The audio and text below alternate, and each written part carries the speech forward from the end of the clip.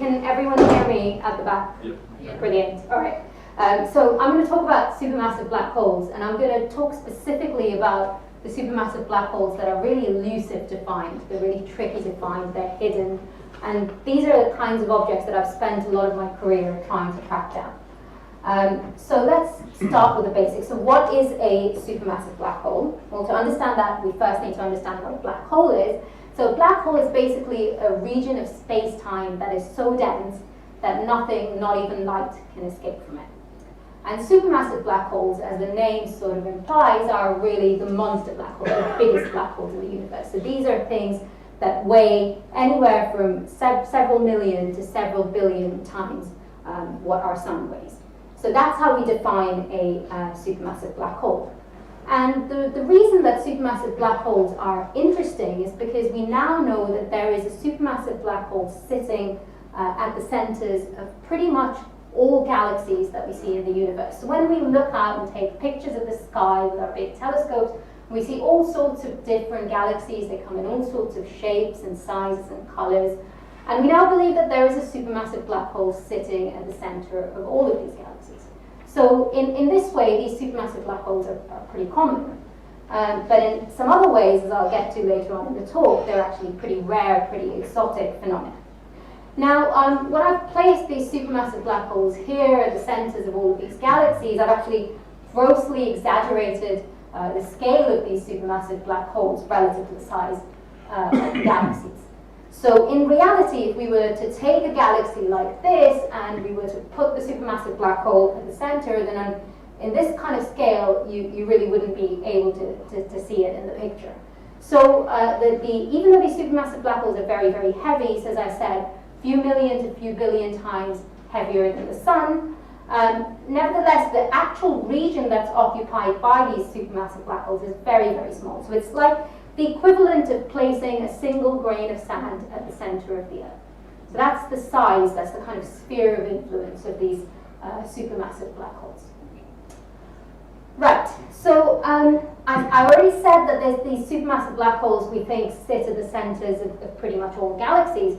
And one of the reasons why astronomers, myself included, are really interested in studying these supermassive black holes is because about 20 years ago or so, there was this amazing discovery made that when you looked at the supermassive black holes and you weighed them, so looked at how massive they were, there was this correlation with how massive the galaxies were in which these supermassive black holes were sitting. Now this is kind of surprising because, as I said, these supermassive black holes are occupying this very tiny region, like a single grain of sand at the center of the Earth. So this is like saying if you took a whole bunch of planets like our Earth and you put grains of sand in them, somehow the bigger the planet, the bigger the grain of sand. And that kind of doesn't really make sense given when you think about the scale. So we need to find some way of explaining this, and we still don't really fully understand why the universe is like this, why the bigger black holes sit in the bigger galaxies and the smaller black holes sit in smaller galaxies. And that's one of the main things that I've been trying to do in my research, is trying to work out how these supermassive black holes actually influence the properties of their host galaxies, or vice versa. Right, so supermassive black holes, as I said, they're pretty common in that they sit at the centers of pretty much all galaxies. However, as I said at the beginning, these black holes are defined to be regions of space-time that are so dense that not even light can escape from them. So that's a problem if you're an observational astronomer like me and you want to actually see something. So how do we infer that these supermassive black holes are there? Well, the way we do that is we actually observe these supermassive black holes during what we call feeding phases. So when they're actually rapidly swallowing up all the material around them, gas, dust, stars, basically anything that falls within the vicinity of the black hole. And when they're growing, when they're rapidly feeding on all of this material, what happens is the material around the black hole, just before it's going to be swallowed up, gets heated to very, very high temperatures. It emits a huge amount of energy. And so during these feeding phases, we observe these supermassive black holes as what are called quasars. And these quasars are some of the brightest lights in our universe. So they emit an enormous amount of radiation, and so you can see them out to really vast cosmic distances. So these feeding phases are relatively rare, and so these are kind of giving you that observational insight into what's going on with these supermassive black holes.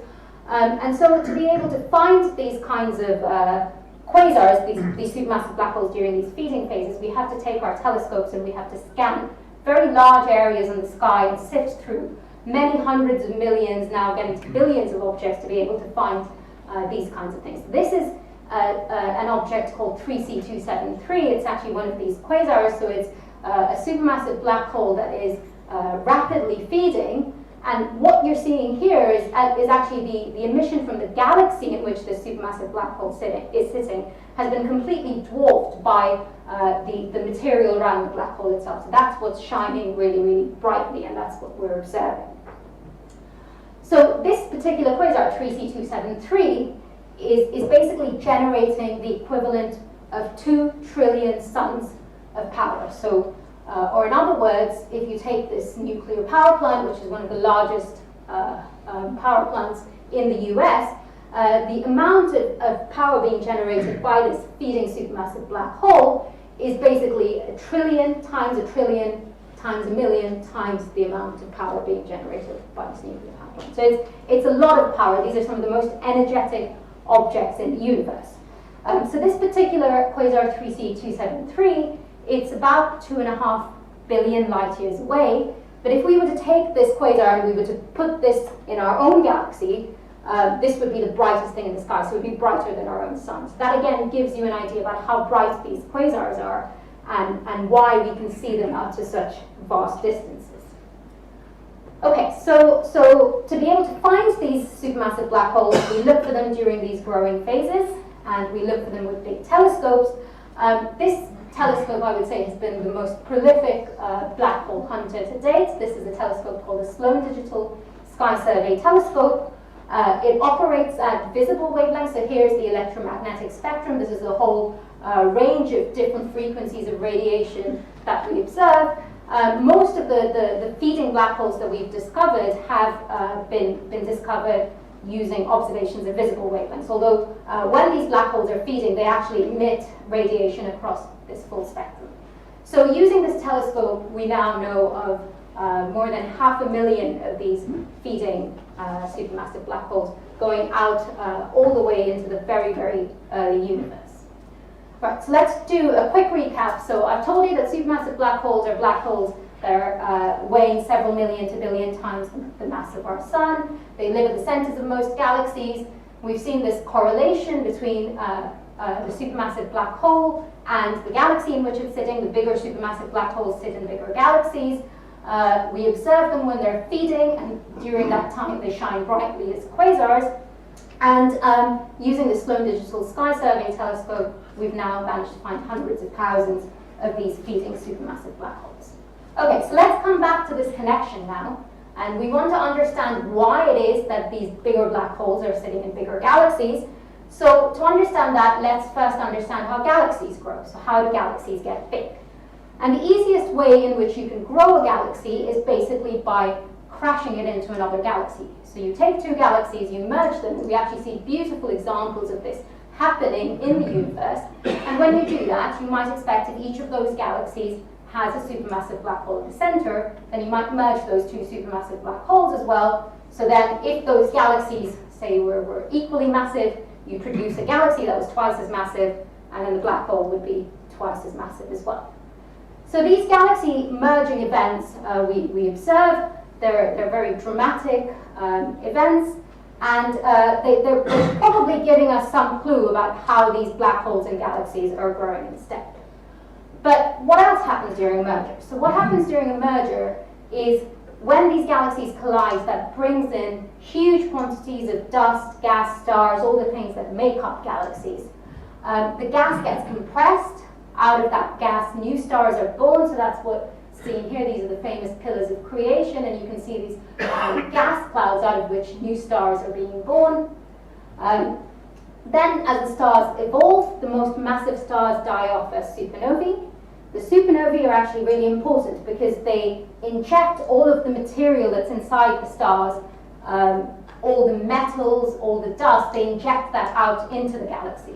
So when these supernovae go off, they produce a huge amount of dust and other heavy elements, and they essentially pollute the galaxy. So there's a huge amount of debris that's produced as a result of these supernova events. And what the dust does is it essentially obscures our view in visible light. So it makes things a bit murky, it makes things a bit harder to see, essentially. So this is just to give you a visual example of that. Here's the Carina Nebula seen in visible light. You've got this huge kind of cloud of dust and gas, and you can't really see what's going on inside there. But now if we move from the visible wavelengths and go to the infrared, this is again the same view of the Carina Nebula, and now you can see you're able to peer through all of this debris, all of this gas and dust, and see all the new stars that are being born within this gas cloud. Very similar thing here with these pillars of creation. Again, in the visible light on the left, the view is completely obscured. You go to the infrared and you see all of these stars that you really weren't able to see with the visible light. And actually, we have examples of this kind of closer to home.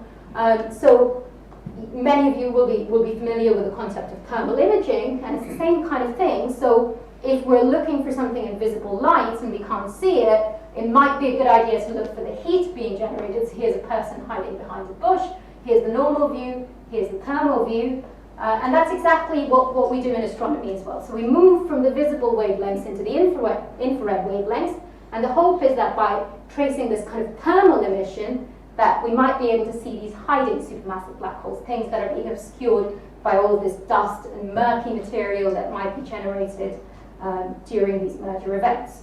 And so here's a couple of galaxies that are very, very dusty, and I can tell you that both of these have feeding supermassive black holes at their center. But if you remember that picture of 3C273 that I showed you earlier, where you could just see this bright light outshining the galaxy, clearly that's not the case here. So in this case, this is a partially obscured galaxy. You can see there's something bright here at the center. That is actually the feeding supermassive black hole, but it's kind of hard to see amid all of this gas and dust. And similarly for this galaxy here. So to get around this, what we've done is actually built big infrared cameras. So most of the feeding black holes I told you were found at visible wavelengths. But now using this camera, which is the VIRCAM camera, it's mounted on a telescope called the Vista telescope in Chile. We've actually been able to scan the sky at infrared wavelengths and try and look for these hidden supermassive black holes. So that's the camera there. There's me next to it.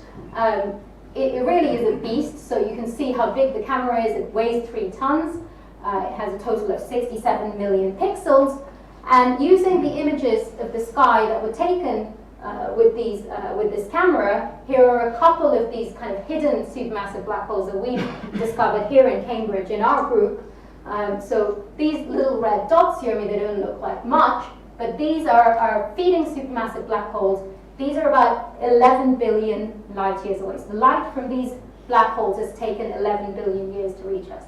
And if you were to take the Sloan Digital Sky Survey telescope, which I told you has so far been the most prolific black hole hunter, and look at these same patches of sky with the Sloan Digital Sky Survey telescope, you wouldn't see anything in these regions. So these really were new black holes that we hadn't identified before, just because we think the galaxies that they're sitting in are very murky, very dusty, maybe because they've recently had these kind of catastrophic merging events, and that's produced lots of debris, which is actually hiding the feeding activity of these supermassive black holes. Right, so that's kind of the hypothesis, is that these black holes, we didn't see them in the visible light because they were obscured by all of this dust and gas and debris. But really, as observational astronomers, what we want to do is test that hypothesis. And to be able to do that, we're now going to move further down in the electromagnetic spectrum and look at observations kind of somewhere between the microwave and radio wavelengths. And the reason we do that is because these wavelengths are what we use to trace that dust and gas. So the stuff that is obscuring the black hole potentially, and also potentially the stuff that the black hole is feeding on. So now we're not interested in in the light that's coming from around the black hole. We're interested in what's going on in the wider galaxy and seeing if there really is lots of dust and gas, and if that is what is responsible for hiding these black holes. So here's an observation, again, of one of those infrared selected hidden supermassive black holes that we found that is 11.5 billion light years away. But now we're looking at these, so you can, if I go back here, you can see in the infrared view, they just look like little globs.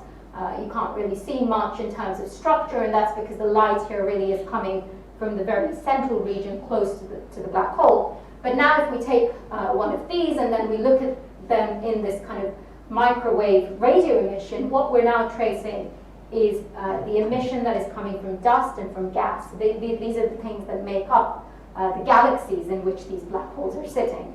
And essentially, in this kind of color image, the bluish light is coming from the dust and the reddish light is coming from the gas.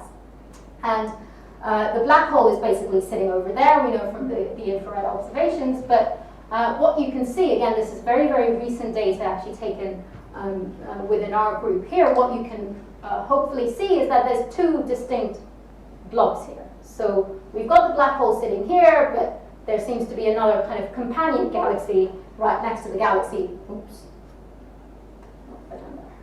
Right next to the galaxy that's hosting the black hole. And this second galaxy is located about 50,000 light years away from the quasar. So from the galaxy that's in which the quasar is sitting. And just as a comparison, our neighboring galaxy, Andromeda, is about 2.5 million light years away from us. So 50,000 light years away is really very close.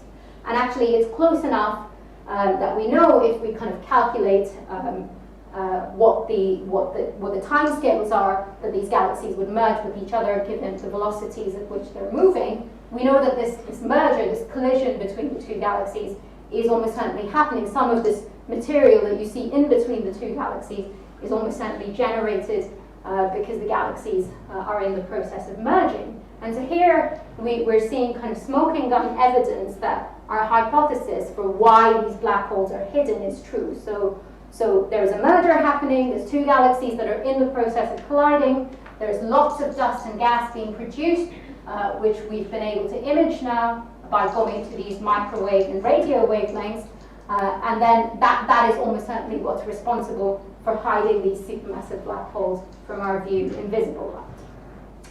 So just in the last kind of couple of minutes, I just want to talk to you about where this field is heading, the future of this field, and again, as an observational astronomer, it's really exciting because the future really is very, very bright. So we have a whole bunch of telescopes that are coming along that are going to observe at all wavelengths that I've already discussed, so in visible light, in the infrared, and then also in this microwave and radio emission. So that's going to really allow us to put together these detailed pictures of supermassive black holes and the galaxies in which they're sitting. So I just want to talk to you a little bit about each of these different telescopes. So here is the kind of next big thing in visible astronomy. This is the Large Synoptic Survey Telescope that's going to be operational in the 2020s. It's a 3,200 megapixel camera that's going to be mounted on this telescope here, which is an 8.5 diameter mirror, so that's much bigger than any of the kind of optical visible light survey telescopes we currently have. And it's going to scan the sky over 10 years, but it's going to scan the sky really frequently. So what we're going to get is a movie of the sky, essentially. Every few days we will get images of the same patches of sky, so we will be able to build up over 10 years this movie of the sky. And one of the really exciting things about this is that these feeding episodes of supermassive black holes, they're transient phenomena. So supermassive black holes, they feed, then they turn off, they stop feeding. And so if you make a movie rather than just getting a snapshot, you're going to actually see that progression. You're actually going to see the supermassive black holes feeding and then stopping feeding. And so that's going to be really, really exciting in understanding this feeding process and what generates the light that we see as quasars. So it will detect an enormous number of objects, 37 billion stars and galaxies, and also millions of these new quasars. In the infrared, this telescope here is the James Webb Space Telescope, which is going to be the successor essentially to the Hubble Space Telescope.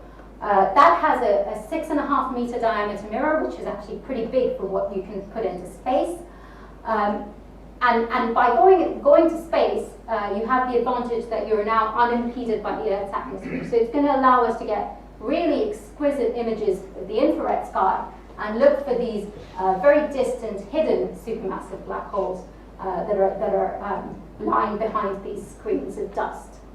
And then finally, in the kind of millimeter microwave and radio wavelengths, this array of telescopes, this is the Atacama Large Millimeter Array, is already operational, but it's kind of ramping up in capability, and it's going to continue to do so.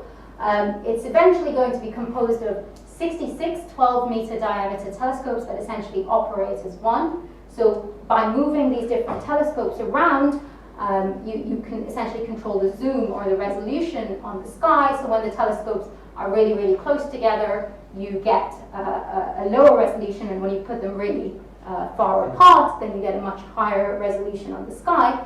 And that's going to allow us to image the constituents of the galaxies where these feeding supermassive black holes are sitting. So the gas and the dust, and to put all of that together to try and build up this comprehensive picture of supermassive black holes and their host galaxies. And I'll finish there. Thank you.